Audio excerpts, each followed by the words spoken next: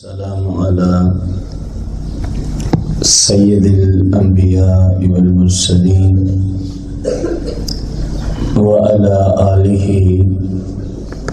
وأصحابه وأزواجه وعلماء ملته أجمعين. أما بعد، فأعوذ بالله من الشيطان الرجيم. بسم اللہ الرحمن الرحیم. مولاي صل وسلم دائما ابدا على حبیبک خیر الخلق کلہم. حمد و صلات کے بعد ہمارا آج کا موضوع شان خواجہ خواجگان سلطان الہند، عظیم عاشق رسول، عظیم عالم دین، مفسر، فقیر، محدث خواجہ معین الدین چشتی اجمیری رضی اللہ تعالی عنہ. شیر رجب المرجب کو آپ کے عرس کے ساتھ مناسبت ہے، اس حوالے سے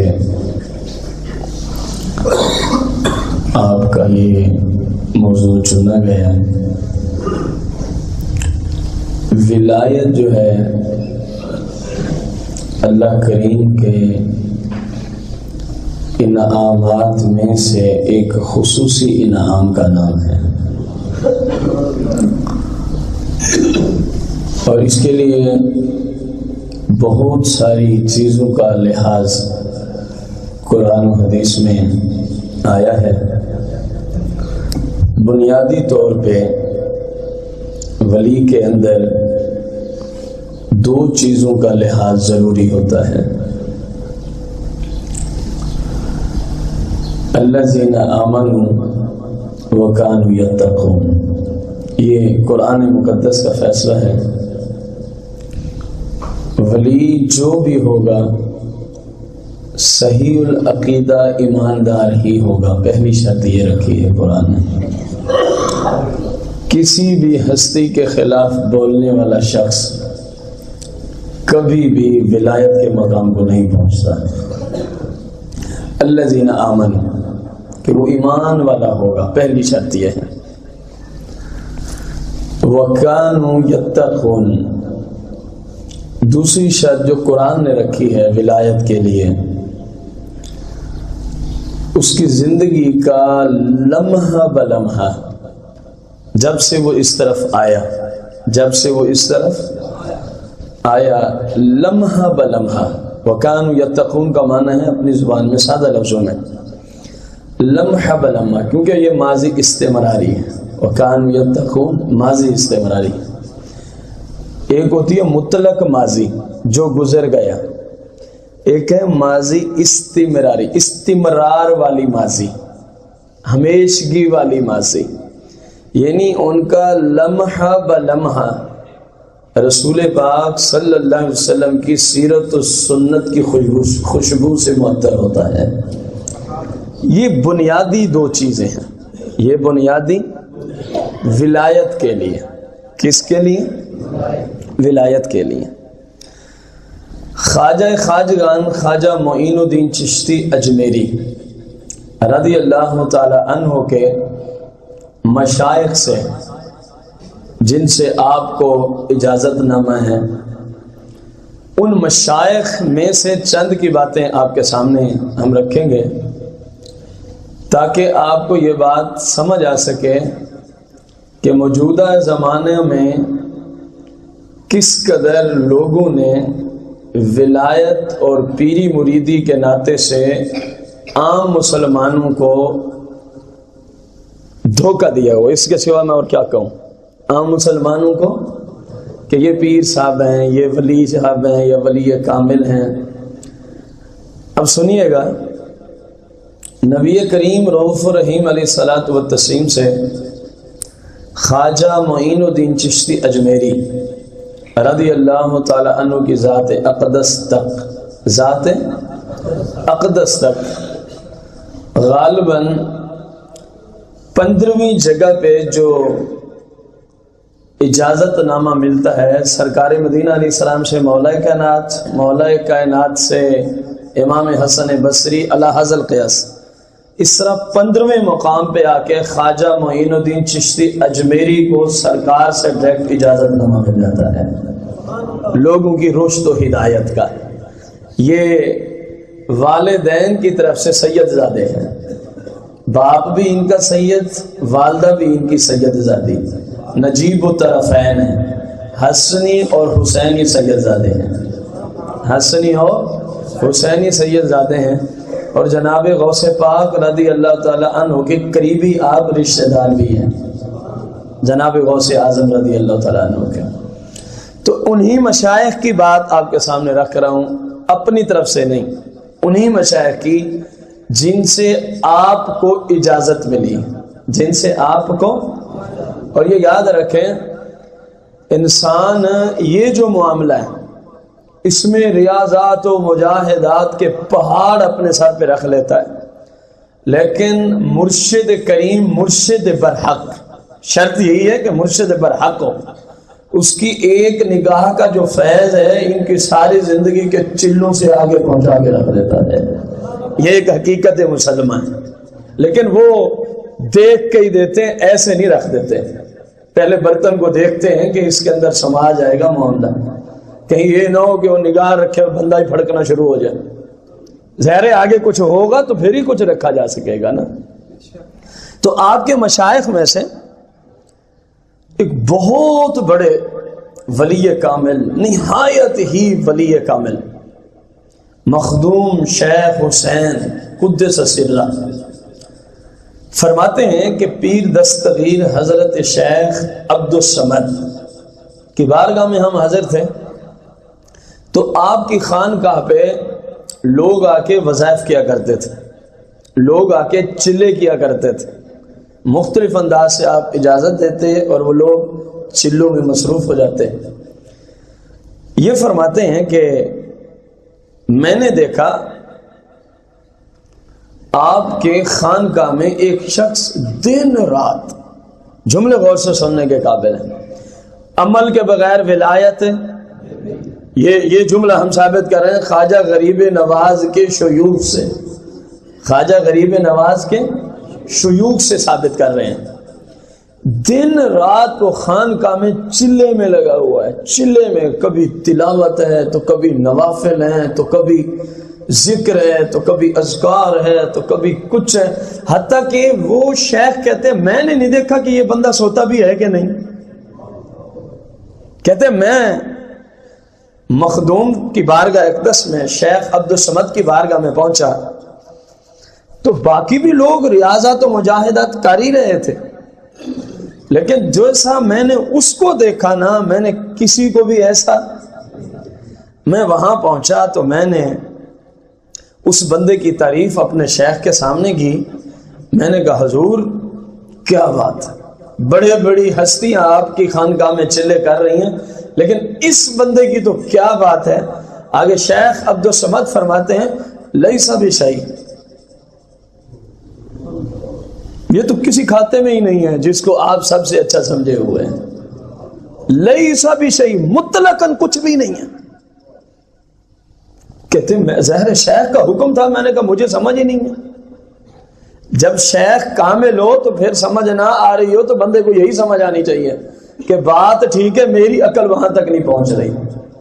شیخ کے سامنے چوں چراں کرنے کی اجازت نہیں ہوتی، شرط یہ ہے کہ شیخ کامل ہو، شیخ بدھو ہو جو مرضی کہتا جا بندہ کہتی شیخ ہے، ایسی بات نہیں ہے۔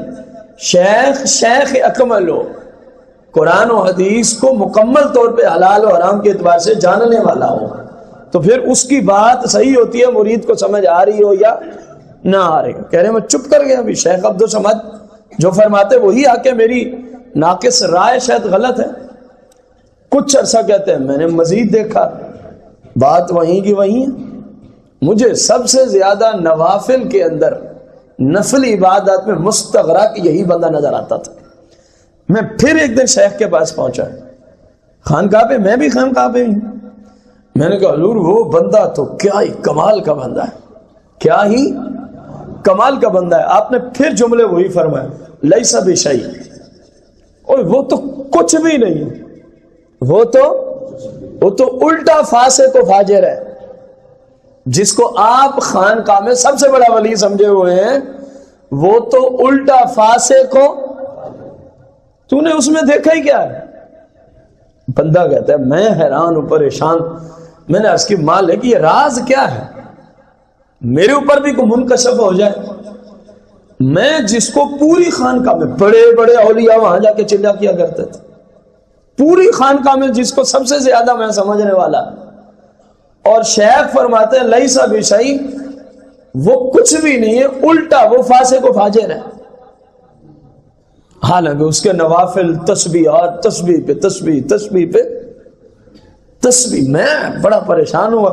میں اس جستجو میں شروع ہو گیا کہ دیکھوں اس بندے میں خامی کیا ہے کہ شیخ اس کو کچھ بھی نہیں سمجھتے، اور یہ مر گیا تسبیحاں پڑھ پڑھ کے، اور یہ مر گیا تسبیحاں ذکر اذکار کر کر کے مر گیا. اب کہتے ہیں میں اس کی جستجو میں شروع ہو گیا، میں اس کی جستجو میں شروع ہو گیا. جستجو میں کیا شروع ہوتا ہوں، میں دن رات اس کی تاڑ میں ہوں کہ یہ کرتا کیا ہے، یہ بندہ کرتا کیا ہے. آخر آپ اس کے بارے میں ایسا کیوں فرماتے ہیں؟ کہتے ہیں جی رمضان المبارک کا مہینہ تھا، میں تاڑ میں لگا ہوا ہوں، میں تاڑ میں لگا ہوں کہ اس میں عیب کیا ہے. ایک دفعہ مجھے موقع مل ہی گیا کہ شیخ کیوں فرماتے ہیں لیسا بشیء، یہ کچھ بھی نہیں ہے، یہ کچھ بھی نہیں ہے. میرے شیخ کا فرمانا برحق ہے، لیکن میں اپنی آنکھوں سے دیکھنا چاہتا تھا. تو میں نے دیکھا جہاں وہ چلے کر رہا تھا نا، ورد وظائف نوافل عبادت میں جہاں مشغول، وہاں سے اٹھا. ذرا وہاں اور بھی خانقاہ میں بہت سارے لوگ موجود تھے جو ورد اوراد وظائف میں ذکر اللہ میں مشغول تھے. تو میں نے دیکھا وہ اٹھا، اور ایک سائیڈ پہ جہاں اس نے دیکھا نا کہ بظاہر اب مجھے دیکھنے والا کوئی بھی نہیں ہے، بظاہر اب مجھے دیکھنے والا، اپنی جیب سے کوئی چیز نکالتا ہے، رمضان المبارک دن کا وقت، اپنی جیب سے کوئی چیز نکالتا ہے اور ادھر ادھر دیکھ کے چپکے سے اس کو کھانے لگتا ہے، چپکے سے اس کو. میں نے کہا اوف میرے شیخ عبدالصمد تجھے سلام، آپ تو صحیح فرماتے رہے، میں ہی خطا پہ تھا، میں ہی خطا پہ تھا. آپ جو فرماتے ہیں لیسا بشیء، وہ بندہ تو کچھ بھی نہیں ہے، وہ بندہ تو کچھ بھی نہیں ہے، بلکہ الٹا فاسق و فاجر ہے. کہتے ہیں اب مجھے سمجھ آئی ہے کہ یہ ذکر اذکار کیا کرتے ہیں، یہ نوافل عبادت کیا کرتی ہے. جو بندہ رب کے فرائض پہ عمل ہی نہیں کرتا، جس بندے کا اللہ نے روزہ کیا ہے فرض، اور وہ درویشوں سے چھپ کے جا کے الگ کھا رہا ہے رمضان کے مہینے میں دن کے وقت، تو میرے شیخ کی نگاہ کامل تو سب کچھ جانتی تھی. اس لیے ہمیشہ فرمایا لیسا بشیء، لیسا بشیء، لیسا بھی. جس کے ڈنکے بجا رہا ہے وہ تو کچھ بھی نہیں ہے، الٹا فاسق کو. اب پکڑا کہاں سے گیا؟ رمضان کا روزہ نہیں رکھا ہوا، رمضان کا جملے سننے کے قابل ہے. ولایت ایسے نہیں مل جایا کرتی، ایسے نہیں بندہ ولی بن جایا کرتا. اس کے لیے ایک پورا شریعت کا باب طے کرنا پڑتا ہے، اس کے لیے شریعت کی کئی منازل ہیں جن کو طے کرنا پڑتا ہے، کئی ابواب ہیں جن کو رب کے فضل سے نیک بندوں کی نسبت سے کھولا جاتا ہے. پھر بندہ ولایت کے شہر میں جا کے قدم رکھتا ہے. لوگوں نے تو ولایت کو کر دیا ہے بدنام. زمانہ موجودہ کے لوگوں نے تو ہر بھنگی چرسی داڑھی منڈے جن کی شریعت کے مطابق داڑھی تک نہیں ہے، جن کا چہرہ رسول پاک صلی اللہ علیہ وسلم کے چہرے کی مخالفت کا عکس پیش کر رہا ہے، صرف انہوں نے کیا دیکھا، کسی سے نسبت ہے، کسی کے دربار پہ بیٹھا ہے، یا 8-10 اس نے جناب والا انگوٹھیاں پہن رکھی ہیں، کوئی 5-7 اس نے نگ ان کے اوپر لگا رکھے ہیں، کوئی جناب والا اپنے گلے میں مختلف قسم کی اس نے تسبیحاں لٹکا رکھی ہیں، الٹے سیدھے اس نے مشائخ والے جبے قبے اور لباس پہن رکھے ہیں، فلاں فلاں سے نسبت ہے۔ اب میں پوچھنا چاہوں گا ان کی جتنی مرضی نسبتیں ہوں، جو شیخ عبدالصمد کی خانقاہ پہ بیٹھا ہے، جو خواجہ غریب نواز سے بھی کئی سو سال پیچھے کے آپ کے مشائخ میں شمار ہوتے ہیں، آپ کے اساتذہ میں شمار ہوتے ہیں، وہ بندہ کتنی بڑی نسبت رکھتا تھا، وہ بندہ کتنی بڑی خانقاہ پہ بیٹھا تھا، لیکن کس وجہ سے شیخ عبدالصمد ہمیشہ فرماتے ہیں لیس بشیء، لیس بشیء، یہ کچھ بھی نہیں ہے۔ وجہ کیا تھی؟ وہ رمضان کا روزہ قضا کرنے والا شخص تھا، وہ اللہ کے فرائض ترک کرنے والا شخص تھا، وہ جو چیزیں اللہ نے فرض کی تھی ان پہ عمل نہیں کرتا تھا، ان پہ عمل نہیں کرتا تھا۔ تو شیخ نے کیا فرمایا، اور یہ وہ شیخ ہیں، ان لوگوں کی وہ شان اور مرتبہ اور منزلت ہے کہ بندے کو ایسے نگاہ ڈال دیں، ایسے ہی بس ایسے دیکھ لیں، ایسے دیکھ لیں، بندے کے 14 طبق روشن ہو جایا کرتے ہیں۔ یہ وہ بندہ فرما رہا ہے لیسا بھی صحیح، لیسا بھی کثیر۔ خواجہ معین الدین چشتی اجمیری رضی اللہ تعالیٰ عنہ کی مشائخ میں کثیر ایسے مشائخ کھڑے ہیں جو بندے کو ایسے ایک نگاہ دیکھتے ہیں اور پھر فرماتے ہیں تحت سرا سے عرش اعظم تک دیکھ، کوئی چیز رہ گئی ہے جو تجھے نظر نہ آتی ہو۔ یہ ان نفوس قدسیہ کا فرمان ہے۔ فرمایا تسبیحوں کو نہ دیکھا کرو، ان کے چلے نہ دیکھا کرو، ان کے ذکر اذکار کی طرف نہ جایا کرو۔ پہلی شرط ہے وَقَانُوا يَتَّقُونَ، ایمان کے بعد کہ ان کا عمل شریعت کے مطابق ہے کہ نہیں ہے۔ فرمایا یہ تو روزہ ہی نہیں رکھتا، تو اس کو ولی سمجھے ہوئے، تو اس کو۔ اور یقین جانے میں نے رسول پاک صلی اللہ علیہ وسلم سے خواجہ غریب نواز تک جن جن مشائخ کو جیسے جیسے اجازت نامہ ملا، سرسری کتب کے اندر میں نے ان کا مطالعہ کیا، تمام کا، خواجہ غریب نواز تک تمام شیوخ کا۔ یقین جانے مولا کائنات نے پہلے بندے کو جب خرقہ پہنایا اور اجازت دی کہ اب آپ بیعت کریں لوگوں، اب آپ ایک تلقین کی کہ جن سے ہمیں اجازت ہے وہ اکثر فاقہ میں گزارا کرتے تھے، لہذا خرقہ پہنا رہا ہوں لیکن اس چیز کا خاص خیال رکھنا۔ وہاں سے لے کر شیخ امام حسن بصری سے لے کر آپ کے شیخ اول خواجہ معین الدین چشتی کے شیخ اول کا نام ہے خواجہ عثمان ہارونی رضی اللہ تعالیٰ۔ خواجہ عثمان جن کے ہاتھ میں آپ نے اپنا ہاتھ دیا تھا، جن کے ہاتھ میں خواجہ معین الدین چشتی نے اپنا ہاتھ دیا تھا، ان کی ذات اور پھر خواجہ معین الدین چشتی کی ذات، پھر آپ کے خلفاء بختیار کاکی جیسی ہستیاں، یہ پوری لڑی میں نے دیکھی۔ کوئی 5ویں دن 2-3 لقمے کھا لیا کرتا تھا، تو کوئی 4تھے دن جا کے 2-3 لقمے کھا لیا کرتا تھا، تو کوئی 6ٹھے دن 2-3 لقمے کھا لیا کرتا تھا۔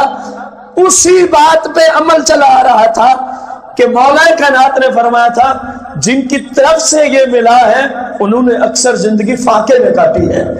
کہیں سیر ہو کے کھاتے پیتے نہ رہنا، کہیں سیر ہو کے کوئی 4 دن کا روزہ رکھنے کے بعد 1-2 لقمہ لے کے پھر روزہ شروع، کوئی 5 دن کا روزہ رکھنے کے بعد 1-2 لقمہ لے کے پھر شروع، کوئی 6 دن کا روزہ رکھنے کے بعد 1-2 لقمہ لینے کے بعد پھر روزے میں شروع۔ یہ پوری لڑی کا میں نے مطالعہ کیا، اللہ کے فضل و کرم سے سب کے اندر یہی آیا، حتیٰ کہ انہوں نے کہا اس بندے کو شرم و حیا نہیں آتی جو درویش ہونے کا دعوے دار ہے، رات کو سویا رہتا ہے، دن کو کھاتا پیتا رہتا ہے، اس کو درویش کہتے ہوئے شرم و حیا نہیں آتی۔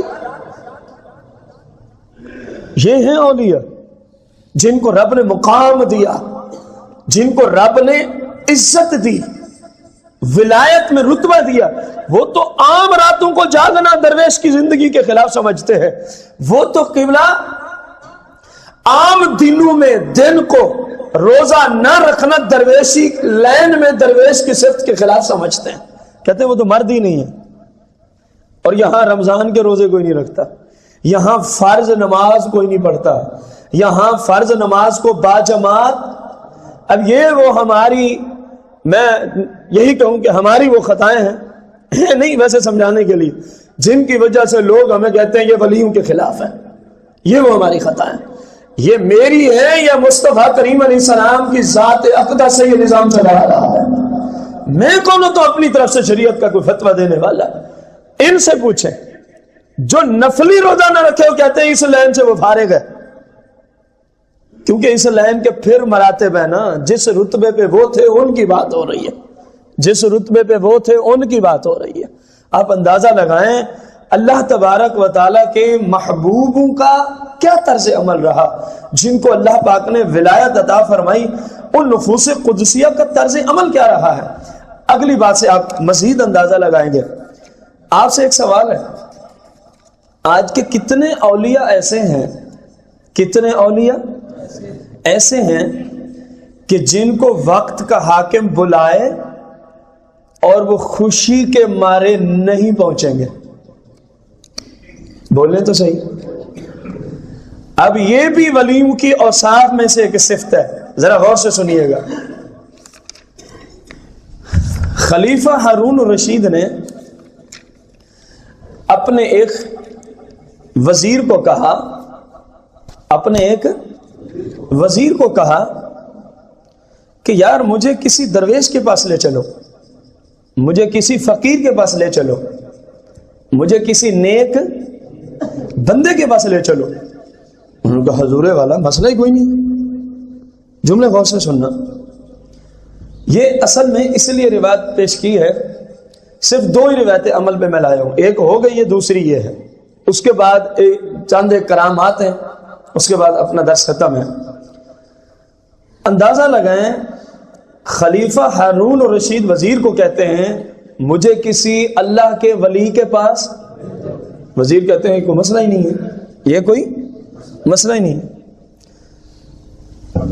اس نے وقت کے ایک اپنی سمجھ کے مطابق سفیان بن عیینہ، یہ ایک رتبہ رکھتے ہیں ولایت میں، سفیان بن عیینہ ولایت میں رتبہ رکھتے ہیں، ان کا ایک مقام ہے، ان کی بارگاہ میں لے گئے۔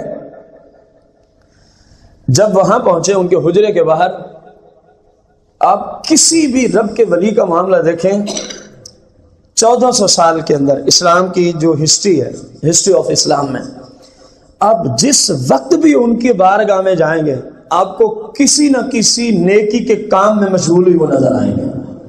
یہ ولی کی بہت بڑی علامت ہے۔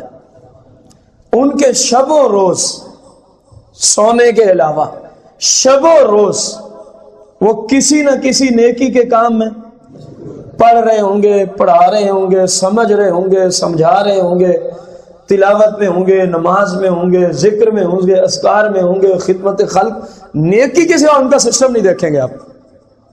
میرے آقا کریم کی سیرت و سنت پہ ہی ان کی زندگی ہوتی ہے۔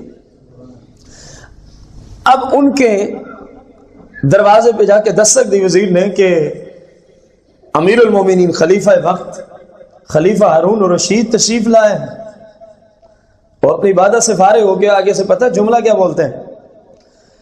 کہتے ہیں اتنی بڑی تکلیف کیوں کی ہے؟ آپ پیغام بھیج دیتے، بندہ نہ چیز خود حاضر ہو جاتا۔ سفیان بن عیینہ کہہ رہے آپ پیغام بھیج دیتے، بندہ نہ چیز خود حاضر ہو جاتا۔ خلیفہ ہارون الرشید نے اپنے وزیر کو کہا مجھے تو کس بندے کے پاس لے آیا، اس کو تو ولی سمجھتا ہے؟ جو امیروں کے پاس آنے کی خواہش رکھتا ہے تو اس کو ولی سمجھتا ہے؟ جو حکما عمرا بادشاہوں کی مجلس میں جانے کو پسند کرتا ہے، جو کہہ رہا ہے کہ آپ قاصدی بھیج دیتے میں خود ہی آپ کی بارگاہ میں چلا، میں اس کو ولی نہیں سمجھتا، چلو واپس۔ کوئی ولی نگاہ میں ہے تو اس کے پاس مجھے لے چل۔ ایسا بندہ کیسے ولی ہو سکتا ہے جو دولت مندوں کے گھروں میں جانے کی خواہش مند رکھتا ہو کہ مجھے خود بلا لیتے بادشاہ وقت، میں خود چلا آتا، باہر چلے۔ تو اب ان کے ذہن میں ایک اور ولی کامل آئے جو خواجہ غریب نواز کے مشائخ میں ہیں، خواجہ غریب نواز کے مشائخ میں ہیں۔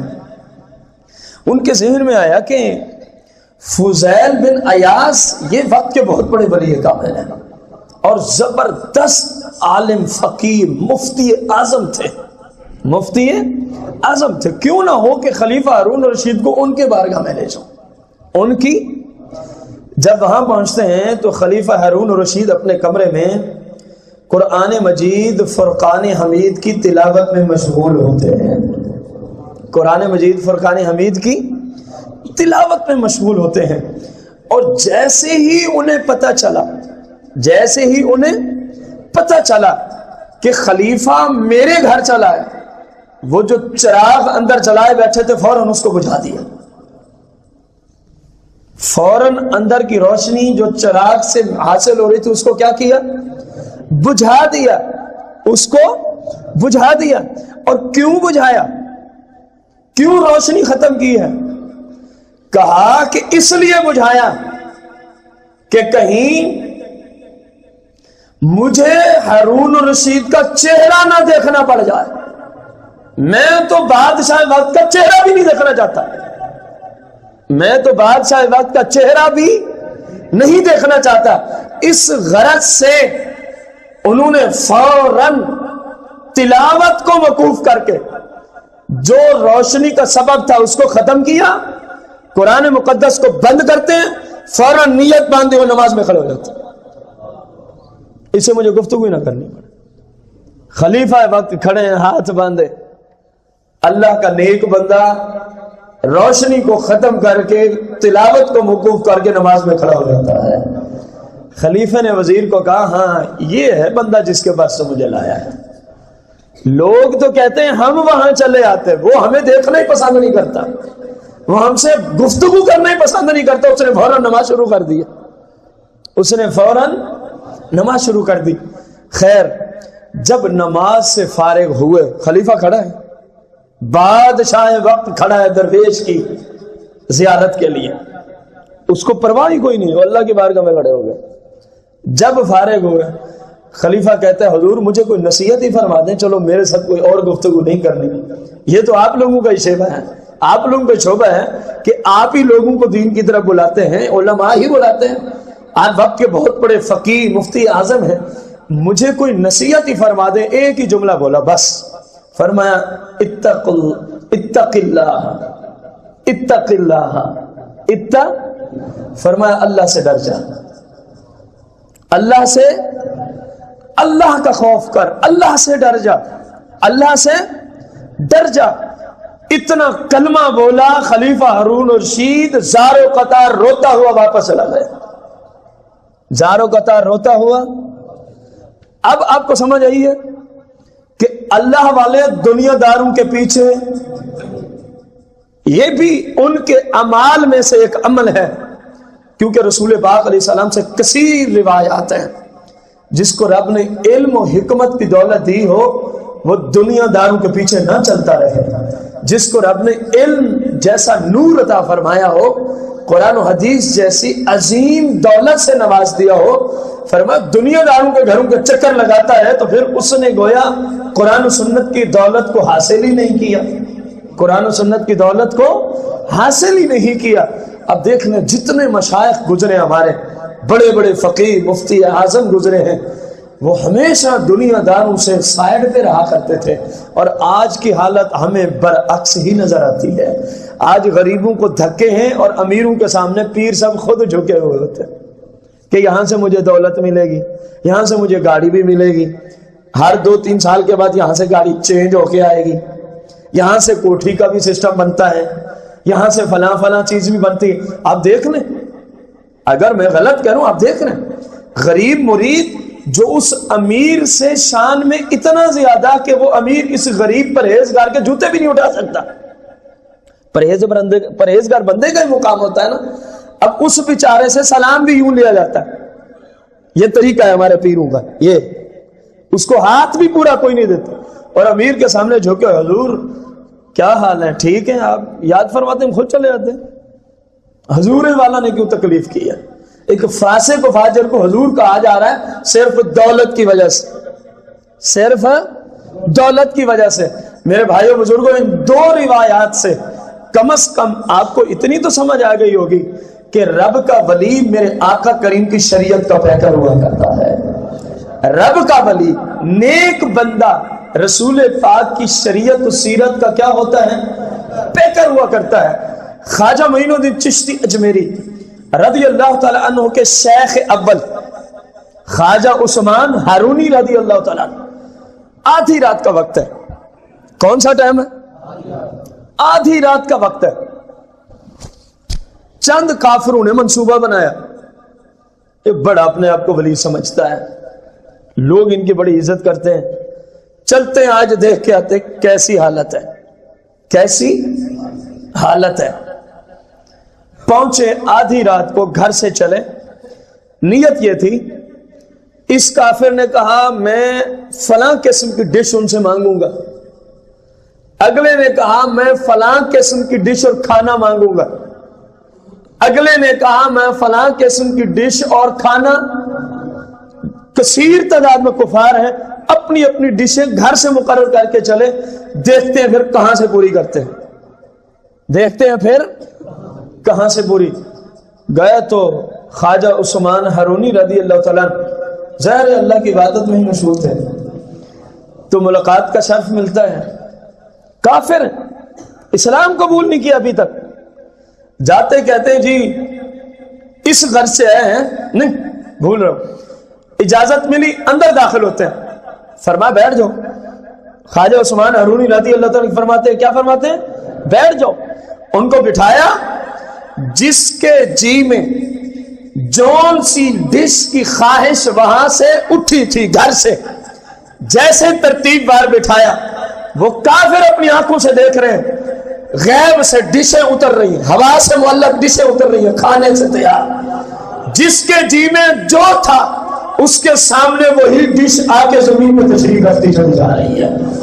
ان کی عقلیں حیران ہیں، ہم تو یہ دیکھنے چلے تھے کہ یہ ہمیں کھانے دے بھی سکتا ہے کہ نہیں، ہم نے تو ابھی اپنی خواہش کا اظہار تک نہیں کیا، اور کہا بیٹھ جاؤ، اور کہا جو جہاں بیٹھا پیچھے جو منصوبہ بنا کے آیا تھا، یہ ڈش کھانی ہے آج خواجے کے پاس جا کے، وہ دیکھتے ہیں ہوا سے اڑتی ہوئی ڈش، کھانا اس کے سامنے، اگلے کافر کے سامنے، اگلے کافر کے اگلے کے سامنے، اگلے کے سامنے، تمام کی خواہش بغیر بتائے خواجہ عثمان ہارونی شیخ اول خواجہ معین الدین چشتی اجمیری رضی اللہ تعالی عنہ، انہوں نے ان کے سامنے رکھی اور کہا اللہ کے بندو، اللہ کا رزق ہے، بسم اللہ پڑھ کے شروع کر دو۔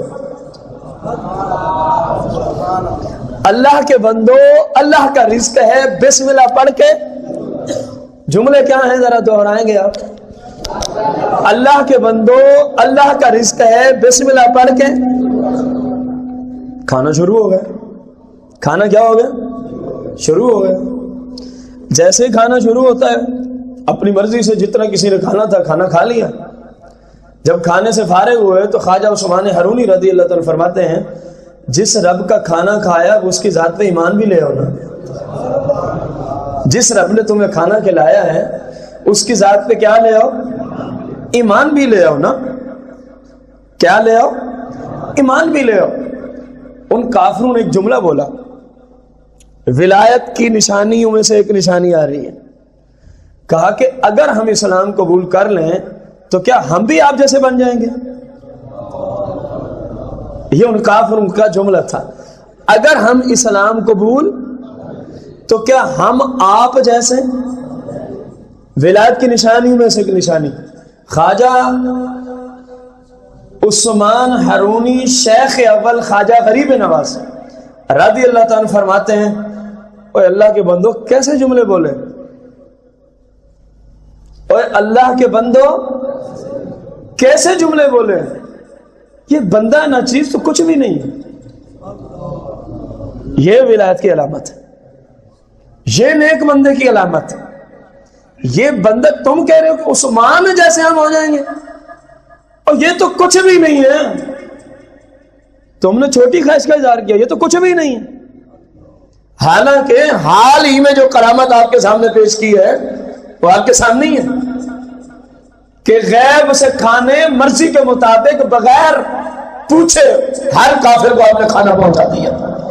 جملے کیا بول رہے ہیں؟ عاجزی کتنی ہے۔ اصل مقصد یہ تھا اللہ کے نیک بندوں میں عاجزی ہوتی ہے. یہ نہیں کہتے میرے جیسا تو کوئی بھی نہیں ہے. اپنے آپ کو کہنا تو دور کی بات ہے. ہمارے زمانے میں تو یہ سسٹم ہے, جھوٹی کرامتیں بیان کرنے کے لیے پیروں نے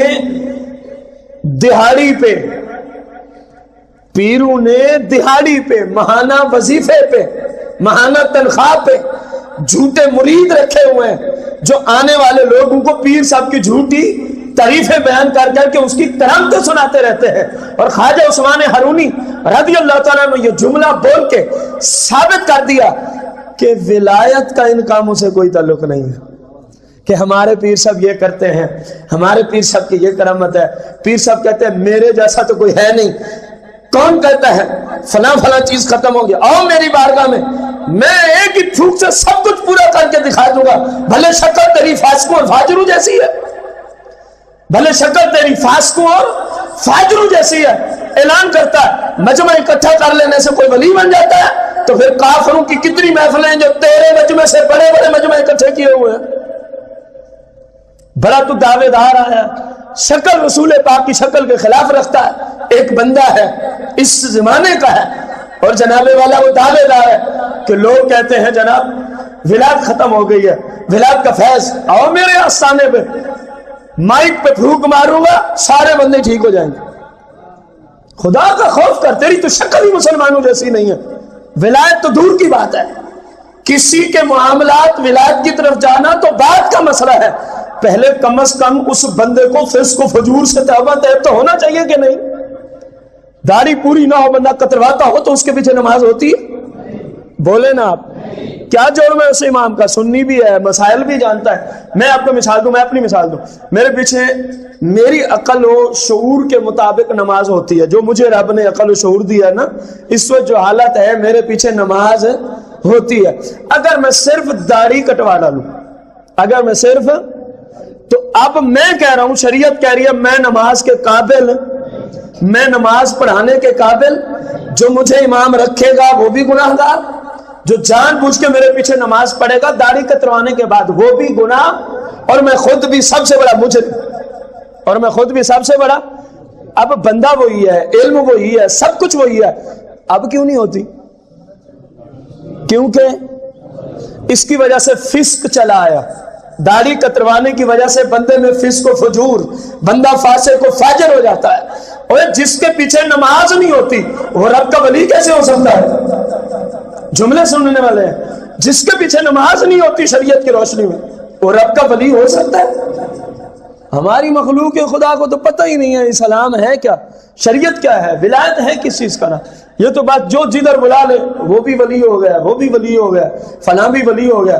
ولایت کے لیے شرط اول ہے ایمان کے بعد وقانوا یتقون, وہ بندہ رسول پاک کی سیرت و سنت کا پیکر ہوتا رہے, سیرت و سنت کا, اور عاجزی اس میں کوٹ کوٹ کے بھری ہوتی ہے. خواجہ عثمان ہارونی کیا فرماتے ہیں؟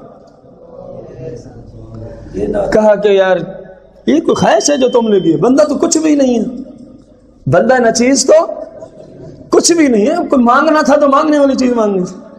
رب چاہے تو مجھ سے کئی ہزار گنا زیادہ تمہیں فقیت عطا فرما دے, یہ تو کوئی مسئلہ ہی نہیں.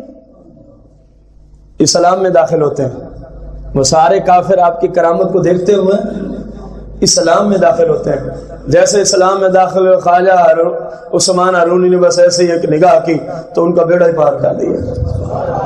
ادھر کہہ رہے ہیں یہ کچھ بھی نہیں ہے, ادھر کہہ رہے ہیں یہ کچھ بھی نہیں ہے. اور خواجہ معین الدین چشتی اجمیری رضی اللہ تعالیٰ عنہ پہ جب نگاہ ڈالی تھی تو خواجہ صاحب کو اعتراف کرنا پڑا کہ حضور والا کرم تو پہلے بھی بہت تھا, لیکن جس وقت سے نگاہ آپ نے ڈالی ہے نا اب تو کچھ چھپا ہی نہیں ہے, سب کچھ سامنے آ گیا, سب کچھ. اتنا بڑا ولی کامل ایسے نہیں, ساری زندگی رسول پاک صلی اللہ علیہ وسلم آپ کی سیرت میں پڑھ رہا تھا, سوائے انسانی عارضے کے, سوائے انسانی عارضے کے. شیخ معین الدین چشتی اجمیری رضی اللہ تعالیٰ عنہ کی سیرت میں لکھا تھا آپ کبھی بھی دن رات بے وضو نہیں رہے پوری زندگی, کبھی بھی دن رات. ولایت ایسے نہیں مل جایا کرتی. یہاں فرائضی لوگوں کے ترک ہو رہے ہیں وہ ولی بنے ہوئے ہیں, یہاں شریعت کا پتہ ہی نہیں ہے، وہ وقت کے غوث کتب ابدال بن کے بیٹھے ہیں، اور آپ کی زندگی میں کبھی سوائے عارضہ انسانی کے، وہ جو بندے نے واش روم میں جانا ہوتا، اس کے بغیر آپ کی سیرت کی کتابوں میں لکھا ہے آپ کبھی بھی بے وضو نہیں رہے زندگی میں۔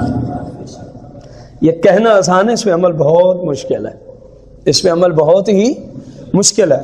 خواجہ صاحب کے شیوخ میں سے ایک شیخ چلے اپنے شاگردوں کے ساتھ دریائے دجلہ پہ، انہوں نے دریا پار کرنا تھا، جب وہاں پہنچتے ہیں تو کشتی نہیں ہے، کشتی تھوڑی دیر ادھر تو کشتی نہیں ہے، اپنے شاگردوں کو کہا اللہ کا ذکر کرتے ہوئے میرے پیچھے چلے آؤ، دریا میں کود پڑے، اللہ کا ذکر کرتے ہوئے میرے دریا میں کود پڑے۔ یقین جانے روایت میں لکھا، اور لکھنے والا وہ شخص ہے جس کو میرے آقا کریم کی بارگاہ اقدس میں ایک خاص مقام رسول اللہ نے عطا فرمایا ہوا ہے، اس مصنف کی کتاب سے جو کئی سو سال پہلے کا محقق گزرا ہے، اس کی کتاب سے آپ کو یہ بات پیش کی جا رہی ہے۔ کہا اللہ کا ذکر کرتے ہوئے میرے پیچھے چلے آؤ۔ شاگرد بھی تو شاگرد کامل یقین والے تو نہیں، یہ نہیں کہا حضور کہیں مارنے کا ارادہ بن گیا ہے کیا، کامل ارادہ رکھتے تھے نا کہ شیخ جو کہہ رہے ہیں بس ٹھیک ہے، کچھ دیکھ کے ہی فرما رہے ہیں نا۔ فرماتے ہیں کتاب میں لکھا تھا ان کے جوتے بھی تر نہیں ہوئے تھے، ان کے جوتوں کو بھی پانی نے چھوا۔ آپ اگلے کنارے پہنچ گئے، پیچھے کافر کھڑے تھے، غالباً 24 کی تعداد یا 19 کی تعداد لکھی تھی یا 24 کی، جو بھی جملہ ہے اللہ تعالیٰ میں معاف فرمائے۔ انہوں نے یہ منظر دیکھا تو خواجہ صاحب کو آواز دیتے ہیں جو شیخ اگلے کنارے پہنچ گئے، ہم بھی آنا چاہتے ہیں، کشتی نہیں ہے۔ اب جملہ غور سے سننا، وہ شیخ وقت، وہ ولی کامل، وہ مفتی اعظم اپنے زمانے کے، پتہ کیا جملے بولتے ہیں ان کو؟ کہا ایک شرط کے ساتھ تم آ سکتے ہو، اگر آتے ہوئے میرے نام کا ذکر کرنا ہے تو پھر چلے آؤ۔ اب کافروں کو کہا میرے نام کا ذکر کرنا ہے تو پھر، انہوں نے کہا ہم نے تو سفر ہی کرنا ہے، جو مرضی وظیفہ بتا دیں۔ کافر تھے نا، جو مرضی بتا دیں۔ کہا چلو تم میرے نام کی تسبیح پڑھنا شروع کرو اور دریا میں کود جاؤ۔ اللہ کے نیک بندے کے نام کی تسبیح شروع ہے، کافر دریا میں کود پڑے تو ان کے پاؤں کو بھی پانی تک چھوتا نہیں ہے۔ جب اگلے کنارے پہنچتے ہیں تو شیخ عطام نے نگاہ ڈالی، تڑپ رہے تھے، کہہ رہے تھے حضور اسلام میں داخل فرمائیے، حضور اسلام میں داخل فرمائیے۔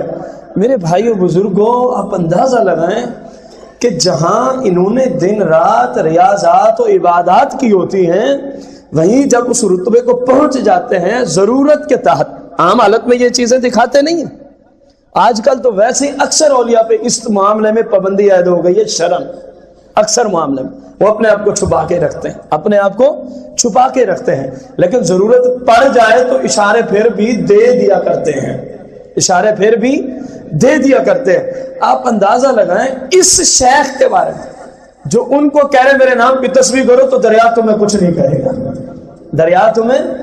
دریا پار کر جاتے تو کلمہ پڑھ کے اسلام میں داخل ہو جاتے، کلمہ پڑھ کے اسلام میں داخل۔ آخری بات، خواجہ معین الدین چشتی اجمیری رضی اللہ تعالیٰ عنہ کو جب مقام مل گیا، خواجہ عثمان ہارونی رضی اللہ تعالیٰ عنہ کے بیعت ہو گئے، آپ کو یہ سارے مقامات مل گئے، تو خانہ کعبہ میں آپ موجود تھے، اور آپ کو میں نے پچھلے آپ کے عرس میں بتایا تھا، بلکہ آپ کی کرامات خواجہ غریب نواز کے موضوع پر، کہ خواجہ صاحب عشاء کی نماز اجمیر میں پڑھاتے تھے اور اس کے بعد قدم اٹھاتے تو ڈائریکٹ کعبہ شریف پہنچ جایا کرتے تھے، اور صبح پھر اجمیر میں آ کے باجماعت نماز پڑھایا کرتے تھے، باجماعت نماز کعبے میں۔ آپ فرماتے ہیں میں موجود تھا تو غیب سے آواز آتی ہے اے حسن، آپ کا نام جو ہے کتب کے اندر حسن ہے، معین الدین یا سلطان الہند، یہ تو آپ کے القابات ہیں، یہ تو آپ کے حسن بن غیاث الدین،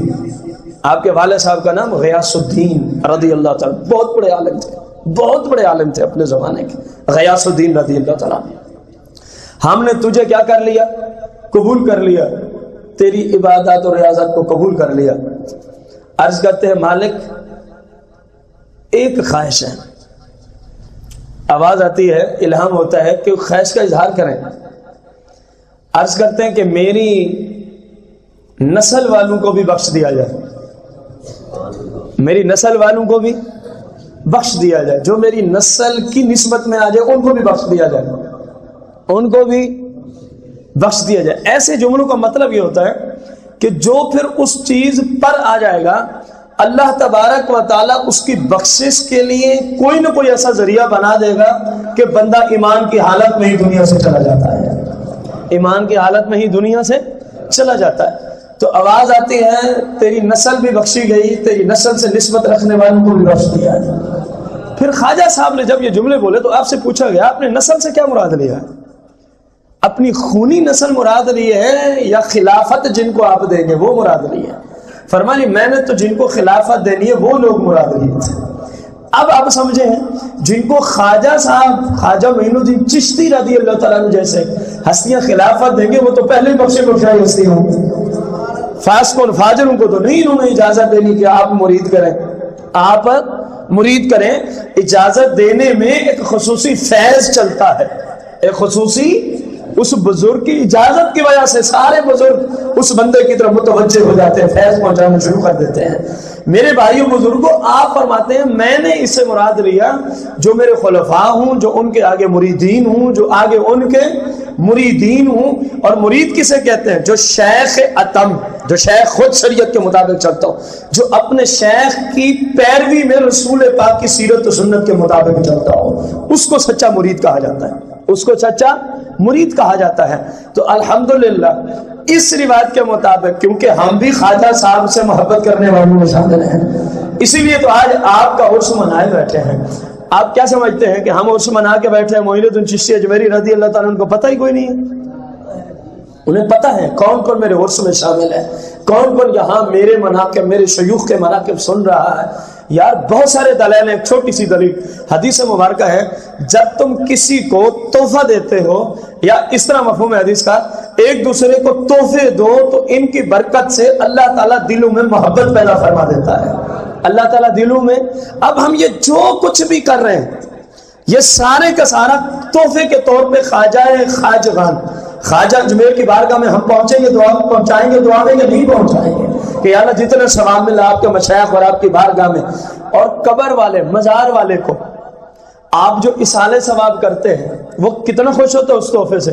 ایک بندے کو پوری کائنات کا مالک بنا دیا جائے، اتنا خوشی اس کو نہیں حاصل ہوتی جتنا آپ کسی کو اصالے ثواب کا تحفہ بھیجے، جب اس کی بارگاہ میں تحفہ پہنچتا ہے جتنا وہ خوش ہو جایا کرتا ہے۔ آپ اندازہ لگائیں جب آپ خواجہ صاحب کو اصالے ثواب کا تحفہ پیش کریں گے تو آپ کی بارگاہ میں ہمارا تحفہ پہنچے گا۔ اور حدیث مبارکہ ہے جو جس کو تحفہ دیتا ہے وہ اس سے محبت کرنا شروع کر دیتا ہے۔ الحمدللہ ہم تو کرتے ہی کرتے ہیں۔ مسئلہ کے حقہ اہل سنت والوں کتنے خوش نصیب ہو، کبھی کس ہستی کو اصالے ثواب کرتے ہو تو کبھی کس ہستی کو اصالے ثواب کرتے ہو۔ اور اس حدیث کی روشنی میں جب تم نے نفوس قدسیہ کو اصالے ثواب کیا تمہارا تحفہ رب نے ان تک پہنچایا۔ اور حدیث کہتی ہے جس کو تحفہ دو تو وہ بندے سے کیا کرتا ہے؟ محبت کرتا ہے۔ انشاءاللہ ان نفوس قدسیہ کی محبت کی برکت سے انشاءاللہ رب ہمارا بڑا مقام فرما دے گا۔ اور ہم اعلان کر رہے ہیں خواجہ صاحب ہم بھی آپ کے ارادت مندوں میں ہیں، خواجہ معین الدین چشتی اجمیری رضی اللہ تعالیٰ عنہ ہم بھی آپ کے عقیدت مندوں میں ہیں، ہم بھی آپ کے طلباء میں ہیں، ہم بھی آپ کے مریدوں میں ہیں۔ ہم آپ کو اپنا شیخ اتم تصور کر کے یہاں بیٹھے ہیں۔ تو انشاءاللہ خواجہ صاحب کی یہ محبت قیامت کے دن جب آپ دیکھیں گے یا قبر کے اندر ضرورت پڑی تو خواجہ صاحب جب تشریف لے آئیں گے تو پھر سمجھ آئے گی کہ نیک لوگوں کی محبت کیا ثمر لاتی ہے، کیا ثمر لاتی ہے۔ اللہ تعالیٰ خواجہ معین الدین چشتی اجمیری رضی اللہ تعالیٰ عنہ اور آپ کے شیوخ کا صدقہ اللہ مجھے آپ سب کو جہاں تک یہ حق کی آواز پہنچے تمام مسلمانوں کو اللہ شریعت کے مطابق عمل کی توفیق عطا فرمائے۔ آمین بجاہ النبی الکریم علیہ الصلوۃ والتسلیم۔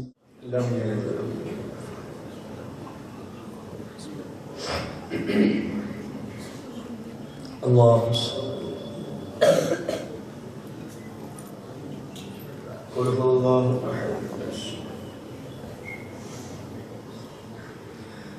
السلام علیکم یا رسول اللہ الصلاة والسلام عليك يا حبيب الله، الصلاة والسلام عليك يا شفيع المذنبين، الصلاة والسلام عليك يا رحمة للعالمين.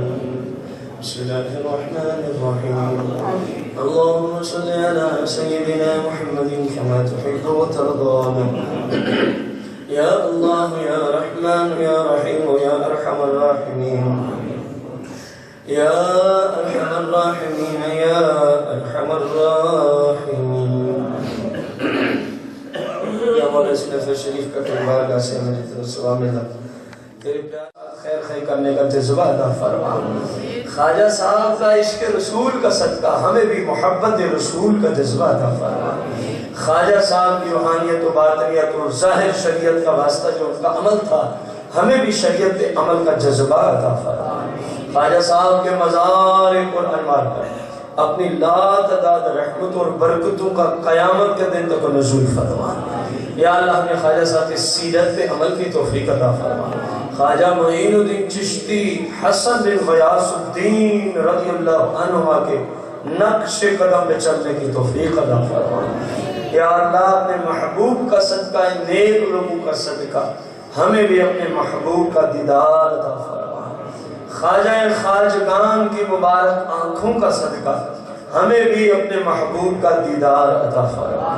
خواجہ خواجگان کی مبارک آنکھوں کی قوت باصرہ کا صدقہ، ہمیں بھی آنکھوں میں قوت باصرہ عطا فرما.